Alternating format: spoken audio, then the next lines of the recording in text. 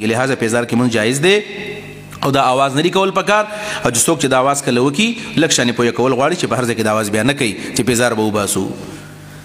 پیزار به دا आवाज نبی علیہ السلام نه دی کړی مشکک وي چې دا پیزار ګنده دی او که صفا دی نو بیا پکې مونږ جایز دی که نه سړی چې کله مشکک دی نو شک ایستل پکار دی اول خدا چې پیزارونه چې دي پیزار کې مونځ کېږي پیزار کې مونځ کېږي سپلو کې بوټانو کې چپلو کې جنازم پکې کېږي او عام منظم پکې کېږي اوس دا چې سړی ته یقین حاصل چې زما پیزار ګنده دی نو مونځ پکې نه کېږي بیا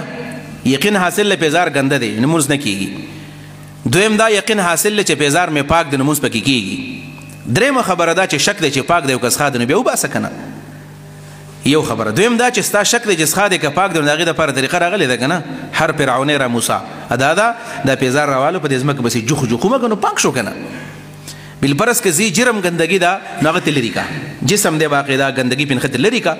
او که زی جرم نه ده واسې ګنده دی نو بس جوخ جوخې به د خپو بسې په دې ځمکه بسې راکړه نو پاکه شوه که نه نبي علیه صلات وسلام حدیث نه معلومیږي ابو داود کې حدیث موجود دی چې ځمکې پاکوي او یا چې ته پکې لرې تلی نو بس دا پاک شو بعضې خلک داسې په دې جنازو کې زموږ په دې غیر چاپور علاقو کې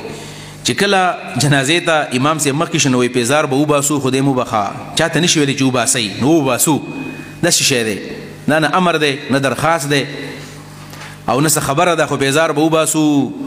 نو پیزار به وباسو ځان له وباسه که نه بل چاته ولې وی آیا د الله رسول دا آواز کړی دی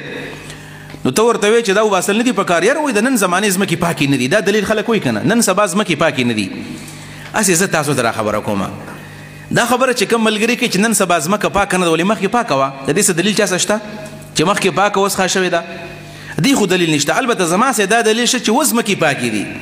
هغه دا و چې پخوا ټول امدورت په خرانو باندې په اسونو باندې په اوښانو باندې کېدو او د عربو ځمکه خو اهل الابل او اهل الغنمو د مرابض الغنم او د مبارک الابل اصطلاح خو د عربو راغلی ده نو هلته ځمکې ډېرې زیاتې ګنده وي که دلته ډېرې ګندې دي نن سبا خو ماربل دي نن سبا خو روډ پاک دی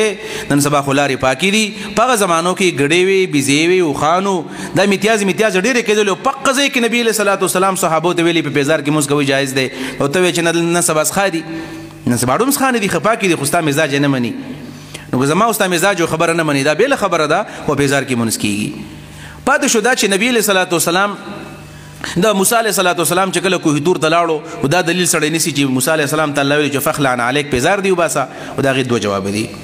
یو جواب خدا دی چې یهودیت کې په پیزار کې مونږ ناجایز و په دې وجه خو رسول الله فرمایي خالف الیهود صلوا فی خفافکم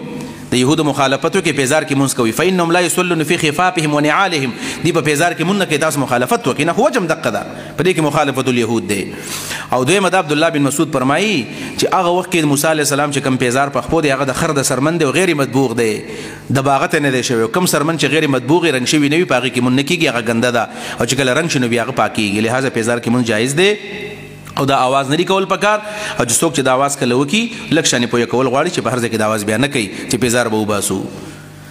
پیزار به دا आवाज نبي علیه السلام نه دی کړی او بله دا داسې ثبوت خو